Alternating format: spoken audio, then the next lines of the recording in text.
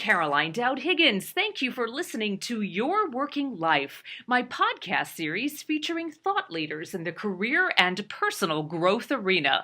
You spend a significant portion of your life at work, so my goal is to provide you with tools, inspiration, and resources so you can enjoy your career and love your life. And today I am thrilled to welcome a very dear friend and a very special guest to the show. Let me tell you a little bit about Beth Kreitl. Beth, welcome to the show. Good morning, Caroline. Thank you. Oh, I'm so excited. And your husband is joining you. Please introduce Kevin. Kevin Esperito is my husband. He's also my partner in the work that we're doing now, and we're thrilled to have him on the show today. I am so excited. Thank you for your dynamic duo. Really exciting. But Beth, let me tell our global alumni audience a little bit about you, and I'm going to give Kevin a chance to chime in later in the show. Beth Kreitl is passionate about empowering communities through education and training.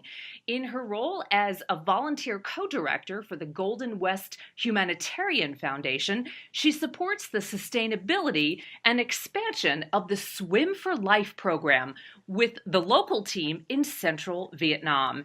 And Beth also created a mindfulness yoga training program for the Association for Empowerment of Persons with Disabilities, a local nonprofit in Quang Binh province in Vietnam.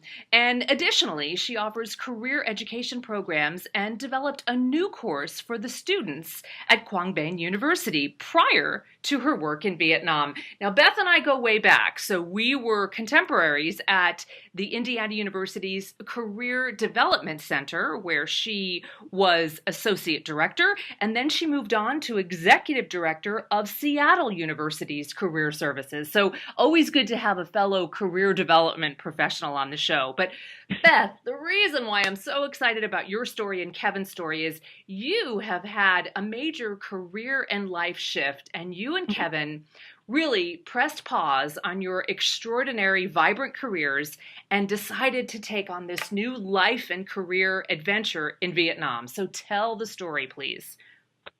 Thank you so much, Caroline. So as you mentioned, I have had a 13-year career in higher education, working in career development, both at Indiana University and at Seattle University.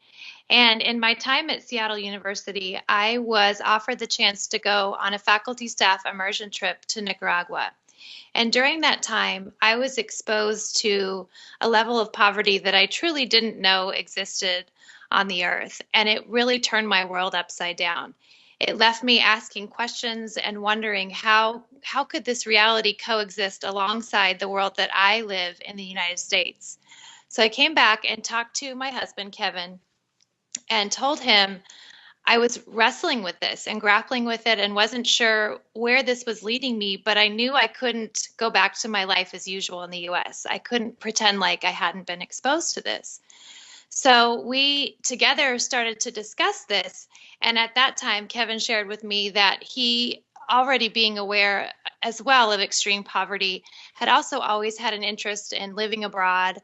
It also seemed like a great time for him to take the global level work he was doing at Microsoft and really bring it down to a more micro level. And it seemed like a good time for a mid-career sabbatical. So together we decided to get married last August and then spend our first year living in Vietnam in a developing country context, simply to be with the people, to live, to learn, to hold the questions of how we could share the worries with the local community. And through that discovery process, we found out that drowning was a huge problem in Vietnam. There are actually 35 people a day that die from drowning, 11 of which are children. And it just so happened that Kevin had a background in aquatics prior to his work at Microsoft. So what we were able to do was leverage his background in aquatics and water safety, as well as the additional skill set that I had of teaching yoga. And we went forward into this community and took a leap of faith. We left our very comfortable, vibrant careers in the US and decided to follow this next chapter into an international experience, into a self-funded volunteer experience, and have really found it to be extremely gratifying. And so we're looking forward to another year of that in central Vietnam. And you're literally embarking on that second year in a matter of days. So we're talking now, and you're in Seattle, but you're wrapping up loose ends and getting all those proverbial ducks in a row for the second year. Exactly. We'll be leaving on Saturday morning, and Kevin and I are fast and furiously wrapping up all the details, packing everything, saying our goodbyes, and also trying to share as much as we can about the work that we're doing in Vietnam. So, Beth, this is such an extraordinary story that is probably mind boggling to a lot of people. And the question that comes to mind for me is, did it take tremendous energy to muster up the courage to say, we're leaving, we're putting our lives on hold? You called it a mid-career sabbatical, but what an absolute lifestyle shift. What was that process like for you as a newly married couple? Well, there's many layers and levels to my response to that, Caroline, so I'll try to keep it simple. But I think for me, where it really started was just being open to my interior experience of what it felt like to be in community and to meet these folks in Nicaragua and just to learn about the reality that they were living in. And then to start to hold the question of, where is this taking me in my life? What does it actually mean for me to be a global citizen, to truly be a citizen of the world, not just my country or my state or my city? And so, because that question felt so intense and so deep, I just felt very open to where it was going to lead me. And although I had fears about leaving my career, I also really have learned to trust the process. And as you and I both know, being in the career development field, I also have confidence in my capacity to sell my skills, to share the story of how I went to Vietnam and how that will weave back into my overall life and career story, which is truly yet to be revealed. Yeah. So that was part of it. I think for Kevin, it took a lot of processing. I think we talked about this decision. We talked about the variables, the questions, the concerns, the fears, really for the entire year leading up to our actual departure. So it definitely wasn't, I won't say that it was easy, but it felt like we had made the decision about a year before, and there really wasn't any turning back from that point. Kevin, I'd love to get your take. How is it not only working with your wife, but this very non-traditional life and career adventure, certainly? How has that changed you? Wow. Well, I think we didn't quite work through the daily interactions of what it would be like getting married, resigning from our jobs, moving to a country where we didn't speak the language yet, and then working together 24/7. And luckily, Beth has a lot of experience in this area, and we sat down and did a day-long retreat, just the two of us, and we explored what our passions were, what our interests were, what gives us energy in our work, and then we divided, and I really credit that to how we're working together now, and our goal now is to be one another's favorite colleague. Oh, that's great. And I think that is definitely a target in motion. But I would say how it changed me is I'm looking at things just through new lenses. And going from a corporate role and a very kind of high level role of helping the world in employee engagement and philanthropy down to on the ground, the two of us working this out and bringing in partners and local staff. It's really shown me a lot of ways of which to look at things in different lights, different cultures, different aspects of just reviewing this work, and it's just been a beautiful time. It sounds like it. I can just hear the enthusiasm, and I know when Beth and I reconnected a few weeks ago, the energy in her voice was palpable. So I want to introduce to our listening audience this incredible philosophy, and Kevin, I believe I'm accurate in that it did start at Microsoft, where you left a corporate career, and it's the philosophy of can't, not, do. Would both of you take a pass and speak to that philosophy and how that's impacted you in this new adventure?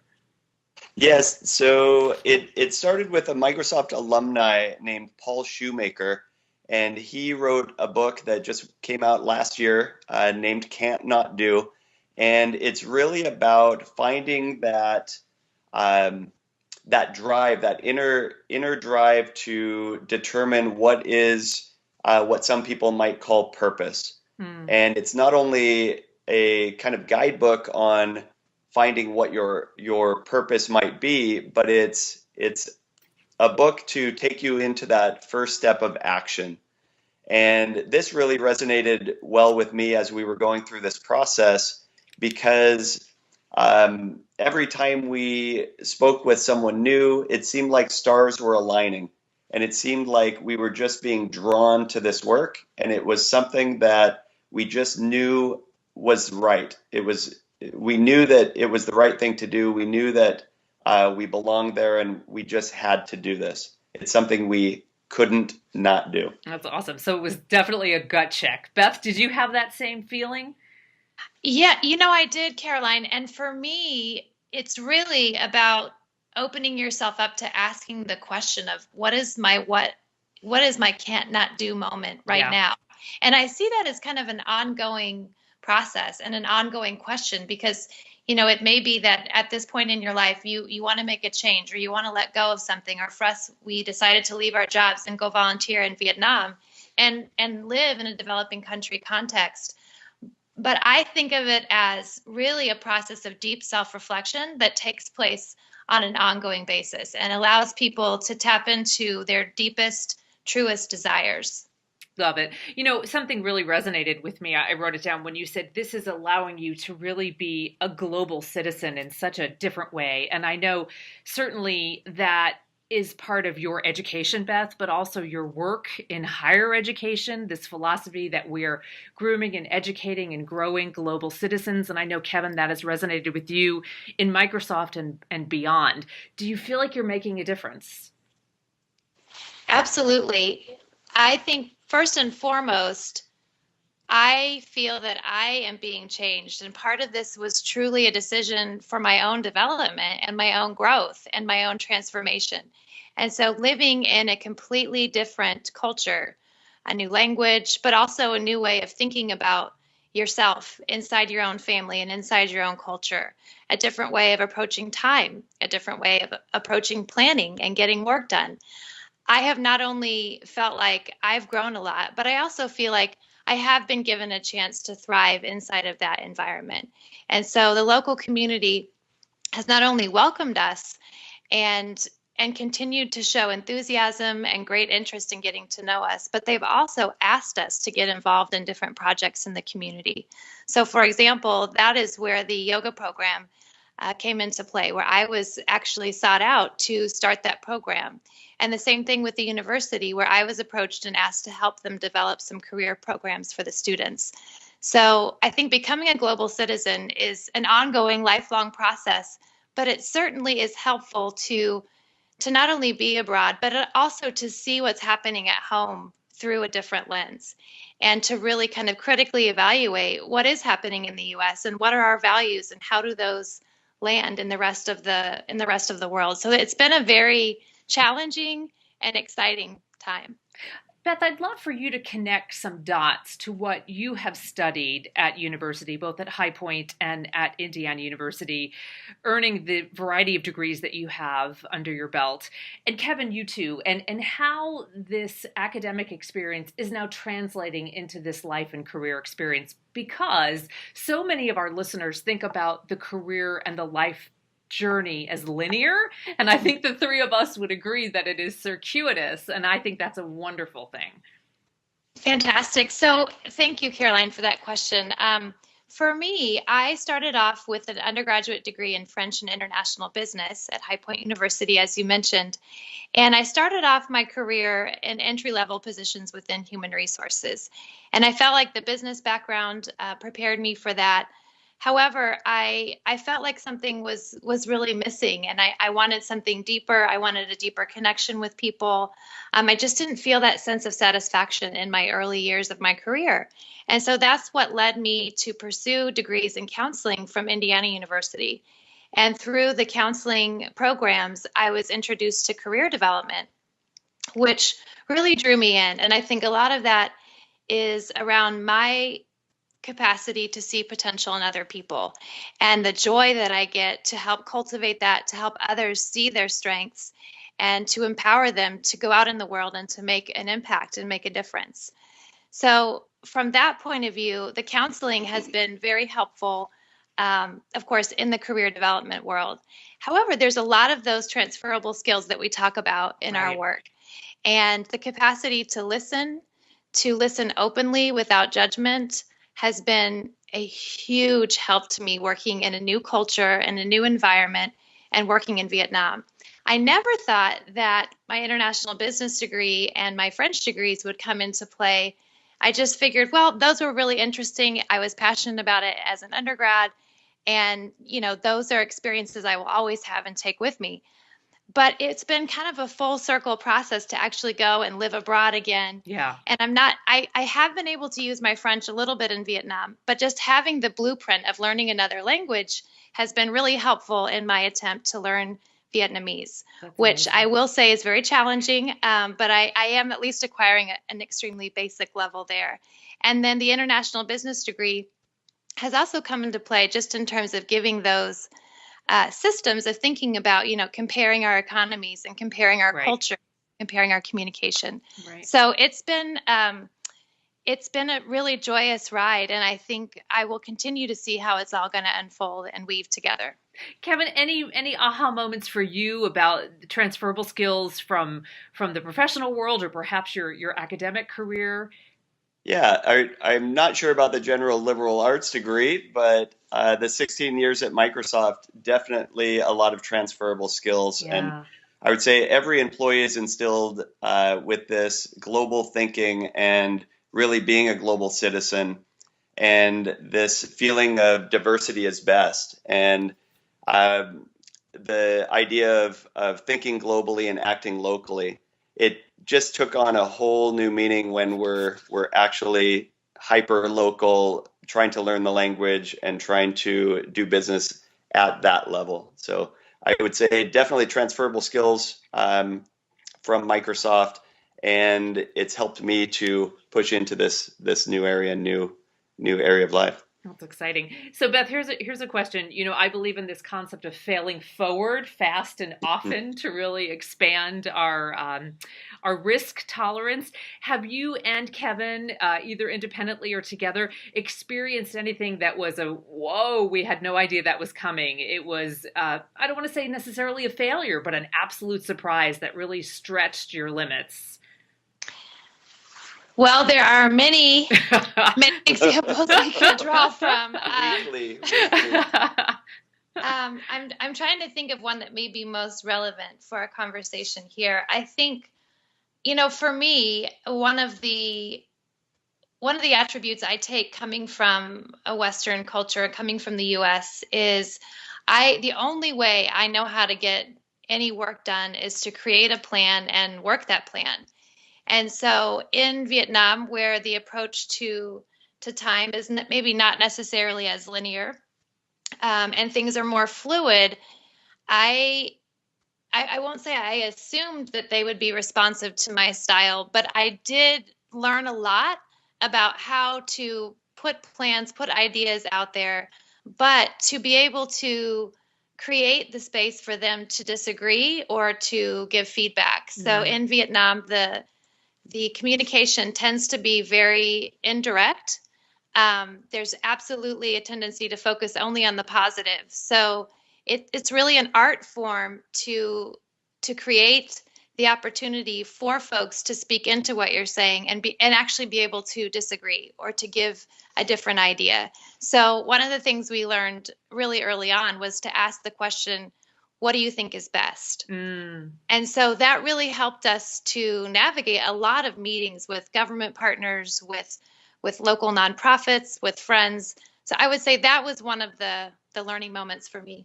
That's great. And I would say, as we were doing this work, if what we found was if we looked at just through our own Western lens, we could be pretty certain that we would fail. So always going out and asking our partners and asking our colleagues for feedback and really bringing all the voices to the table has been extremely important as we get to know the culture and the people. That's great. Okay, so let's end with a bit of career development wisdom from you, Beth, and can't not do wisdom from you, Kevin. You know, the listeners may be inspired to take a mid-career sabbatical and where to start. So any thoughts about how to even give yourself permission to think about doing something like this, which is so extraordinary and atypical for Americans on a very linear career path? I would say from the can't not do perspective, it's really looking at what gives you energy. What is your true passion? It may be in your current work today, or it may be in something that you've always longed to do.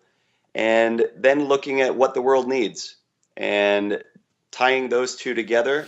And the best piece of advice I would say is take that first step and just start looking at those two pieces and what you might want to do locally or regionally or even internationally to tie those together. That's awesome. Beth? And just to add to that and also reiterate some of the points Kevin just made, for me, I think first it's inviting folks to stop long enough to actually sit with these questions. So the pace at which we live our lives nowadays in the US and really all across the globe, it becomes very difficult to stop long enough to give yourself time and space to think about these things. So I think that's the first step.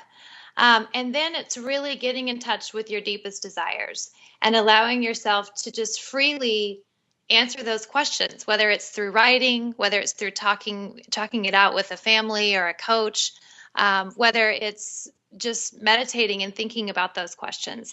And then it's really about getting into action, as Kevin said.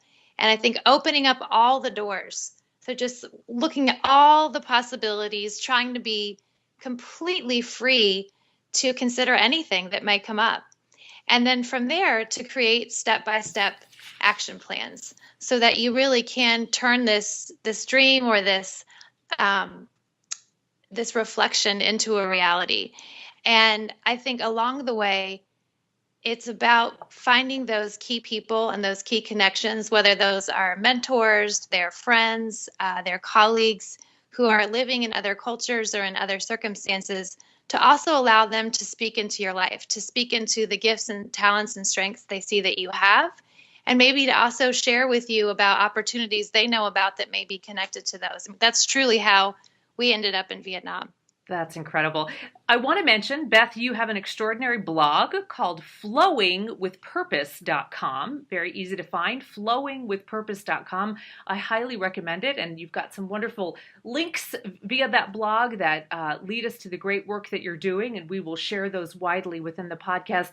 Beth, Kevin, what a joy to have you on the show. I, again, can just hear this infectious enthusiasm in your voices. Thank you for sharing your experience, and I wish you continued joy on this journey. Thank you so much, Caroline. Thanks for having us. Thank you for tuning into Your Working Life, where my goal is to help you design your career destiny so it doesn't happen by default.